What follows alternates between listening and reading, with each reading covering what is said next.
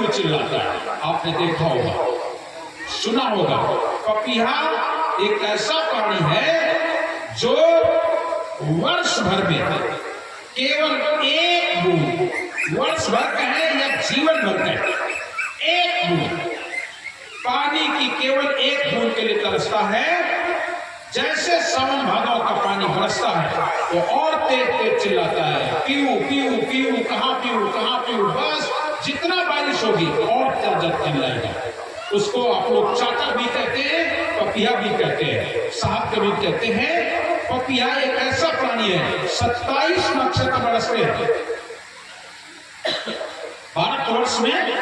गणना के अनुसार 27 नक्षत्र होते हैं और सभी नक्षत्रों में पानी होता है, लेकिन पपीहा सभी नक्षत्रों का पानी नहीं पीता है। चाहे मघा बरसे, चाहे पूर्वा बरसे, चाहे उत्तरा बरसे, उनको बरस जाए, पानी नहीं पिएगा। पपीहा का मन देख के मरते दम जलने पड़ा तो अगर पानी में गिर जाए तो चोंच मर के पिएगा नहीं। प्यास एक है, पानी हमें कौन चाहिए? बस एक पानी उसके लिए नहीं चाहिए। 26 नक्षत्रों का पानी जितना बरसता है उसकी प्यास बुझती नहीं है। संसार के सभी जीव, लेकिन 27वां नक्षत्र का पानी कुछ लोग पीते, सब लोग नहीं। बहुत कीमती है, एक एक बूंद कीमती है। स्वाति नक्षत्र की बूंद कितनी कीमती है आप लोग विचार कीजिए। स्वाति नक्षत्र की बूंद इतनी कीमती है, इतनी कीमती है कि वही स्वाति नक्षत्र की बूंद अगर हाथी के मस्तक पर गिर जाए तो गजमुक्ता हो जाए। हाथी के मस्तक पर गिरे तो गजमुक्ता हो जाए। वही बूंद अगर गाय के सींग में गिरे तो गोलोचन हो जाए। वही बूंद अगर केले पर गिरे तो कपूर हो जाए। जरा सोच लो। और वही बूंद अगर सर्प के मुख में गिर जाए तो मणि बन जाए। वही बूंद अगर सीख में गिर जाए तो मोती बन जाए। ये जितनी चीजें हमने बताई, बूंद वही है, लेकिन जिसको मिली वो अपने स्वभाव अनुसार उसका उपयोग करता है। हाथी के मस्तक पर गिरी, उस बूंद की कीमत बढ़ गई, उस हाथी की कीमत बढ़ गई, वो गजमुक्ता हो जाता है और वो हाथी पूजने योग्य हो जाता है, उसी को पूजा जाता है। हाथी सभी नहीं पूजे जाते हैं, शास्त्र में बताते रहते हैं। गुण का भेद है न्यारा न्यारा, जानेगा कोई जाने धारा। सोई गजराज राजकुल मंडित, जाके मस्तक मोती। हाथी तो सभी होते हैं, लेकिन सोई गजराज राजकुल मंडित, वही राजकुल में पूजने योग्य है। सोई गजराज राजकुल मंडित, जाके मस्तक मोती और सकल सभार लदुन्मा महिषासुर के गोती। गुण का भेद है न्यारा न्यारा, जानेगा कोई जाने धारा। कोई जानने वाला जानेगा बात। बाकी हाथी तो कोई दरवाजे आ जाता है, गणेश जी आगे, गणेश जी आगे, गणेश जी आगे, पूजा तो शुरू कर दो। तो सभी नहीं पूजनी होते हैं। पूजनी वो है जिसके मस्तक पर गजमुक्ता, सोई गजराज राजकुल मंडित, जाके मस्तक मोती और सकल सब भार लदुन्मा। चंदन के जंगल में देखो, हाथियों से चंदन की लकड़ी धुआई जाती है मार मार के, लेकिन जिसको गजमुक्ता होती है उससे भार नहीं धुआया जाता है, वो पूजने योग्य हो जाता है। वो हाथी होता है। सोई गजराज राजकुल मंडित, जाके मस्तक मोती और सकल संभार लदुन्मा महिषासुर की गोती। गुण का भेद है न्यारा न्यारा, जानेगा कोई जाना धारा। सोई भुजंग, जाके मणि है। सब तो सभी होते हैं, लेकिन जिस सर्प के पास मणि हो जाए वास्तव में सर्प वही होता है। सोई भुजंग, जाके मणि है।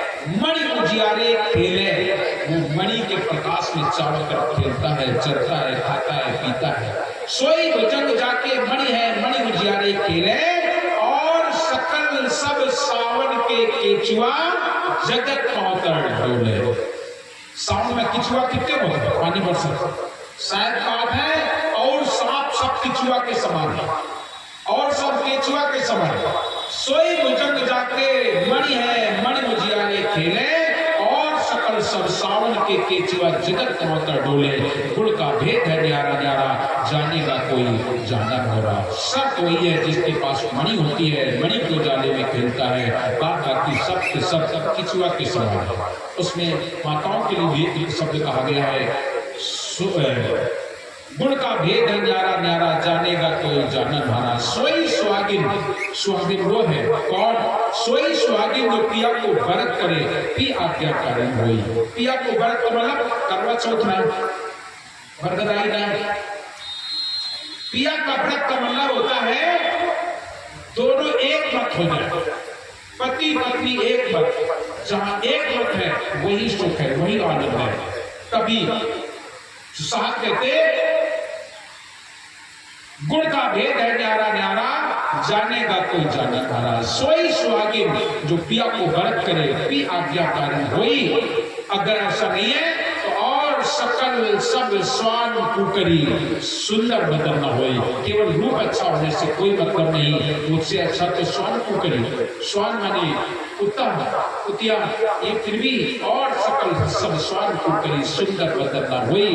गुण का भेद है न्यारा न्यारा, जानेगा कोई जाने वाला, कोई जानने वाला जानेगा।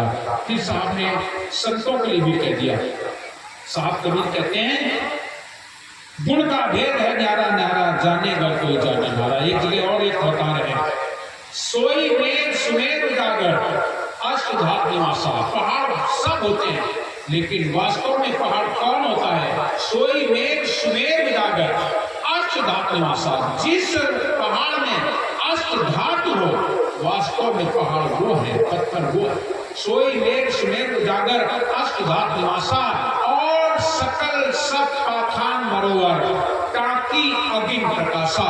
गुण का भेद है न्यारा न्यारा, जानेगा कोई जानन हारा। और तो टाकी अगर छेड़ी हथौड़ी लगाई तो आग ही निकलेगा, आग ही निकलेगी। लेकिन जिसमें अष्टधातु होती है उसका कोई मतलब ही और होता है। इसलिए सोई मेघ सुमेर उजागर, अष्टधातु निवासा। उसमें अष्टधातु, सोई मेघ सुमेर उजागर, अष्टधातु निवासा, और सकल सब पाखंड बरोबर, टाकी अगिन प्रकाशा। गुण का भेद है न्यारा न्यारा, जानेगा कोई जाने वाला। फिर साहब कहते हैं सोई संत जन गुरुआ, नाम भजन अनुरागी। संत जन वही है जो नाम भजन में अनुराग रखते हैं। सोई संत जो नाम भजन अनुरागी, और सकल सब साहेब का बाना। देश तो सभी लोग रख लेते हैं, बाना साहब को बना लेते हैं। कहे कबीर संत जन गुरुआ, नाम भजन अनुरागी। संत वो है जो नाम भजन में अनुराग रखता है, जिसे और दुनिया की चीजों में कोई लेना देना नहीं। नाम का भजन करता है, सिमरन करता है, अच्छा भाव विचार रखता है। कहे कबीर सोई संजन दुआ, नाम भजन अनुरागी, और सकल सब साहेब को बाना। भेष तो सभी लोग रखा लेते हैं, भेष तो सभी लोग बना लेते हैं, लेकिन संत सभी नहीं होते हैं। संत होने का गुण है, जिसके जीवन में वो गुण है वो संत है। दया, गरीबी, बंदगी, समता, सील, उपकार, इतने लक्षण साध के कहे कबीर विचार। जिसके अंदर इतने गुण हैं वो संत है। दया, गरीबी, बंदगी, समता, सील, उपकार, इतने लक्षण साध के कहे कबीर विचार, वो संत है। और नहीं तो केवल भेष है, भेष बनाने से कुछ नहीं मिलता। कहे कबीर सोई संत जन गुरुआ, नाम भजन अनुरागी। जो नाम और भजन में अनुराग रखते हैं, अपने सदगुरु से प्रेम करते हैं, अपने साथ शब्द से प्रेम करते हैं, वही संत जन है, वही गुरुजन है। कहे कबीर संत जन गुरुआ, नाम भजन अनुरागी, और सकल सब साहेब को बाना। केवल भेष है और सकल सब साहेब को बानो। देखो तत्व विचारी, गुण का भेद है न्यारा न्यारा, जानेगा कोई जाना न्यारा। केवल भेष कुछ नहीं होता है, तत्व होना चाहिए।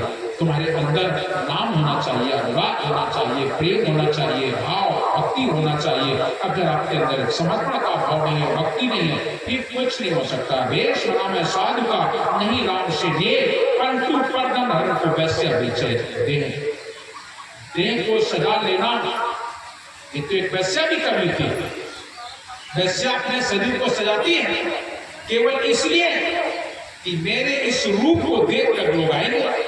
केवल वो तो व्यवसाय करने के लिए अपने रूप को सजाती है कि किसी तरीके से हम संत वेश रख लें और कार्य कुछ ना करें, तो केवल शरीर को सजा लेने का मतलब साहब कबीर कहते हैं बस भेष तो बना लिया, भेष बनाने साधु का नहीं, राम से नहीं, परमात्मा से प्रेम नहीं, सत्पुरुष से प्रेम नहीं, अपने कर्तव्य पथ पर नहीं उठते हो तो कुछ नहीं होगा। भेष बनाने साधु का नहीं, राम से नहीं, पलटू पर्दन हरण को वैश्य बेच दे। जैसे वैश्य अपने देह का व्यवसाय करती है, ऐसे तुम भी अपने देह का व्यवसाय कर रहे हो। बात बात की अपने सदगुरु से प्रेम नहीं है, अपने सदगुरु से प्रेम करना सीखो, अपने सदगुरु के वचनों पर चलना सीखो, तब बात बनेगी। तो आगे साहब कबीर कहते हैं कि वो स्वाति नक्षत्र की बूंद किसको चाहिए? सबको चाहिए, लेकिन सबका स्वभाव अलग अलग और अपने अपने अनुसार तुम उस नाम का प्रयोग करते हो। नाम का प्रयोग अपने अपने ढंग से करते हो। कैसे कौन प्रयोग करता है ये आपकी जिम्मेदारी होती है। जैसे सीप में गिर गई तो मोती बन गई, गाय के सींग पर गिरी तो गैलोचन बन गई। बूंद तो एक ही है, बूंद एक है। हाथी पर गिरी गजमुक्ता की बन गई, सर्प पर गिरी मणि बन गई। याद रख लेना प्लीज, ऐसे साहब का सार शब्द है, वो सार शब्द का आप क्या उपयोग करते हो ये तुम्हारी जिम्मेदारी। अगर उस सार शब्द को आपने लिया तो कीमत तो हर जगह बढ़ेगी, सब जगह कीमत बढ़ेगी। केले पर गिरा कपूर हो गया, गाय के सींग में गिरा गलोचन बन गया, हाथी पर गिरा गजमुक्ता बन गया, सीप में गिरा मोती बन गया, सर्प के मुंह में गिरा तो मणि बन गई। ये कीमत बढ़ने की बात है, लेकिन एक लोगों को चाहिए जो कुछ बनना नहीं है, बल्कि हमें खुद की प्यास बुझाना है, और वो है पपिया। पपिया के मुख में गिरे तो प्यास बुझ जाती है। प्यास, अपने जीवन की प्यास बुझाने के लिए पपिया अपना पीता है पानी, वो जो स्वाति नक्षत्र की बूंद प्यास के लिए। ऐसे ही हमें साहब का सार शब्द, साहब का भजन किस लिए लेना चाहिए?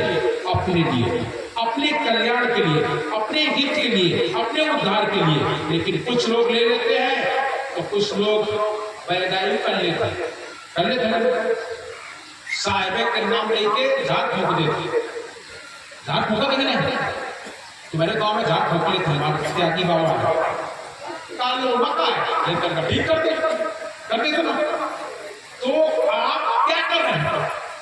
क्या कर रहे हैं? पहली बात तो वो कुछ है ही नहीं, उसको समस्या नहीं है, और तुम्हारा वो शब्द फालतू में जा रहा, व्यर्थ में जा रहा, व्यर्थ में जा रहा। आपने वो शब्द की कीमत नहीं जानी। क्या कहते हो भजन में? शब्द तेरी पारक को न कर। हमारे कौन थे मुझे याद नहीं आ रहा, साहब के एक जगह पर है, तो साहब से वो शिष्य अलग हो गए शासन पा करके, और एक व्यक्ति कोई परेशान रोगी को जा रहा था। जैसे जा रहा था तो चिल्ला रहा होगा, तो उसने कह दिया कि तुम्हें हम एक नाम बताते हैं, 3 बार बोलो तुम्हारा ये रोग ठीक हो जाएगा। 3 बार कह दो रोग ठीक हो जाएगा। ठीक है, कौन सा नाम कहें? बोले सतनाम सतनाम 3 बार कहो। जैसे उसने 3 बार सतनाम सतनाम कहलाया तो ठीक हो गया।